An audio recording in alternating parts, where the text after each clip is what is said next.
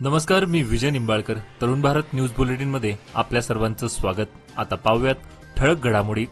कर्नाटकाचे राज्यपाल थावरचंद गेहलोत यांनी मैसूर शहर विकास प्राधिकरणाच्या जमीन घोटाळा प्रकरणासंबंधित मुख्यमंत्री सिद्धरामय्यांवर जे आरोप झाले आहेत त्यांच्या चौकशीला मान्यता दिली आहे.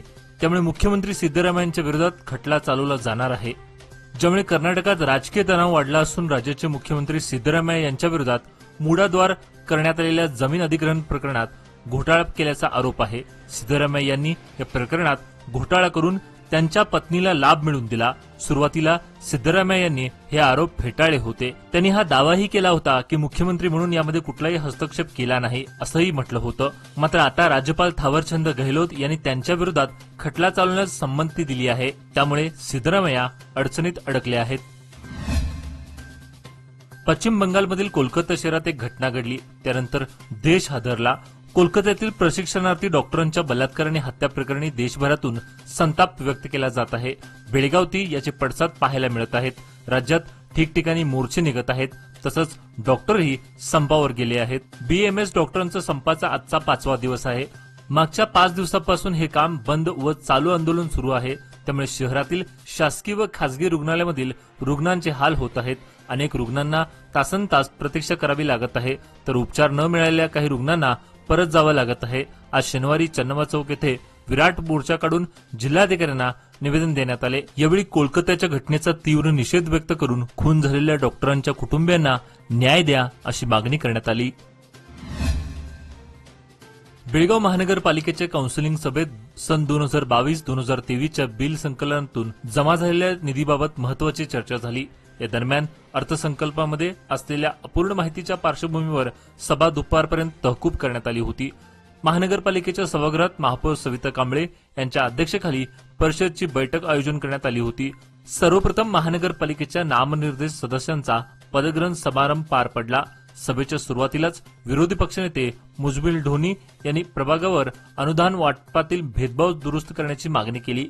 सत्ताधारी गटातील सदस्यांनी आधी सभेच्या कामकाजावर चर्चा करून नंतर या विषयावर चर्चा करू असं सांगितलं. प्रभाग अर्थसंकल्प वाटपाबाबत यापूर्वी झालेल्या सभेत सहभागी होऊन चर्चा का करण्यात आली नाही असा सवाल करत विरोधी पक्षाचे सदस्य आणि सत्ताधारी यांच्यात शाब्दिक खडाजंगी झाली. शहराच्या मध्यवर्ती ठिकाणी असलेल्या भुवी गल्लीत बंद असलेल्या 2 घराचे कडी कोयंडे तोडून चोरट्यांनी सोन्याच्या चांदीच्या वस्तूसह रोख रक्कम लांबवल्याची घटना शुक्रवारी सकाळी उघडकीस आली. आणखी एक घर फोडण्याचा प्रयत्न चोरट्यांनी केला, मात्र कडी कोयंडा तोडता आला नसल्यामुळे चोरट्यांचा डाव फसला. चोराची छबी सीसीटीव्हीमध्ये कैद झाली असून पोलीस त्याचा शोध घेत आहेत. या घटनेमुळे परिसरात भीतीचं वातावरण पसरलं आहे. या प्रकरणी मार्केट पोलीस ठाण्यात वेगवेगळे गुन्हे दाखल करण्यात आले आहेत.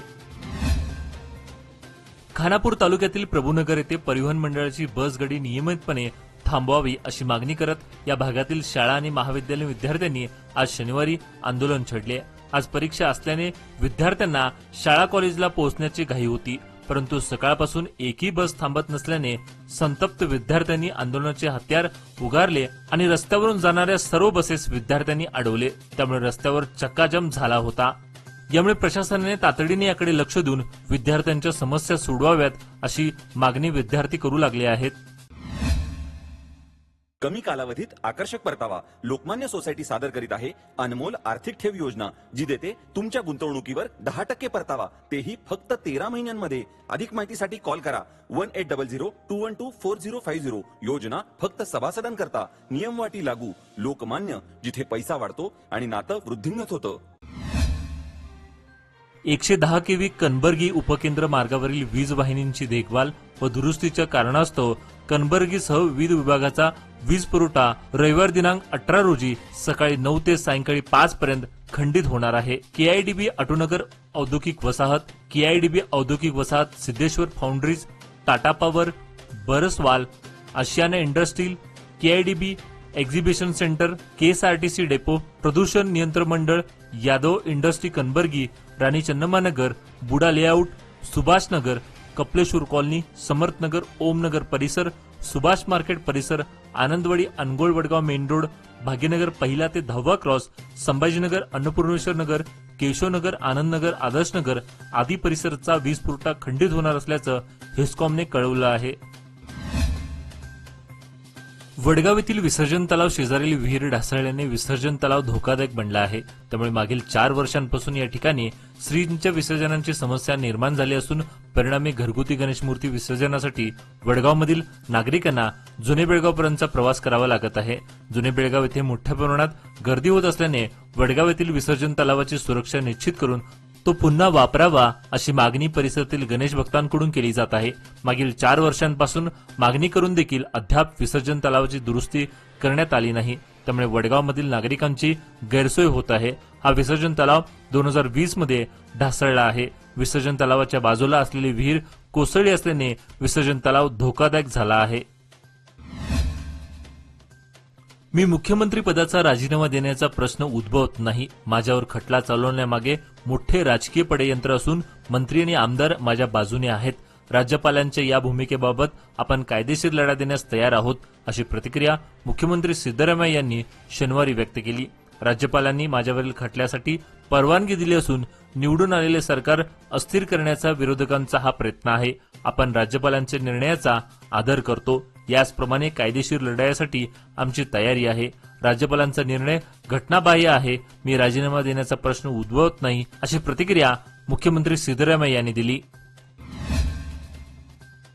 महाराष्ट्र सिंधुदुर्ग जिल्ह्यातील आंबोली येथे शुक्रवार दिनांक 16 रोजी झालेल्या आंबोली मान्सून 21 किलोमीटर मॅरेथॉन स्पर्धेत बेळगाव येथील दीपिका चौगुले सुळगा हेंडलगा हिने प्रथम क्रमांक तर पल्लवी मुतकेकर कल्लेहोळीने द्वितीय क्रमांक तर सरिता काकतीकर झाडशापूर हिने तृतीय क्रमांक पटकावला आहे. या यशामुळे तिन्ही स्पर्धकांचं कौतुक होत आहे.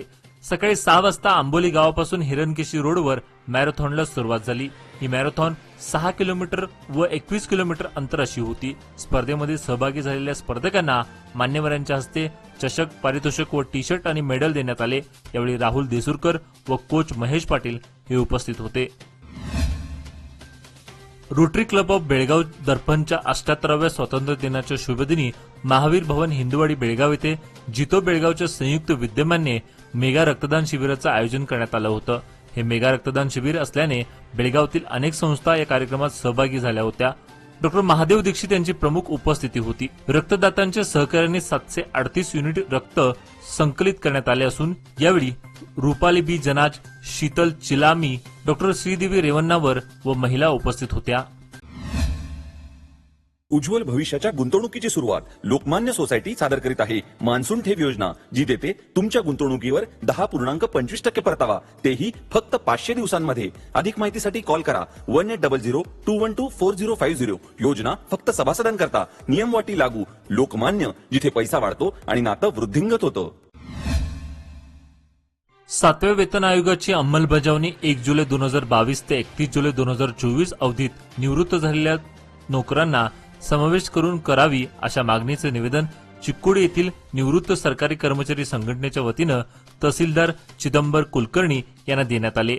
यावेळी पीसी पायन्नावर, भरत कुंभार, EI नदाब यांच्यासह निवृत्त कर्मचारी उपस्थित होते.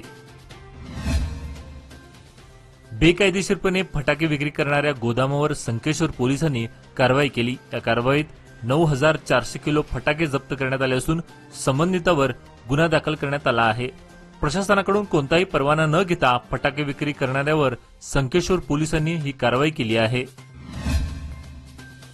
रायबाग विभागात अतिक्रमण करण्यात आलेल्या जागा अधिकाऱ्याने ताब्यात घेतल्या. सुमारे 7.5 एकर जागेवर अतिक्रमण करण्यात आले होते. सदर अतिक्रमण 30हून अधिक अधिकारी व कर्मचाऱ्यांच्या पुढाकाराने 4 जेसीबीच्या सहाय्याने हटविण्यात आले.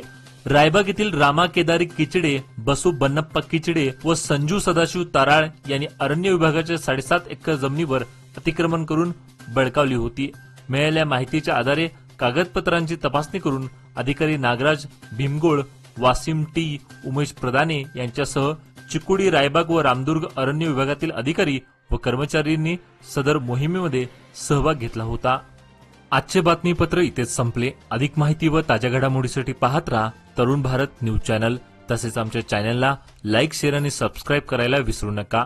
आणि विश्वासार्ह बातम्या पाहण्यासाठी दररोज वाचा दैनिक तरुण भारत. धन्यवाद.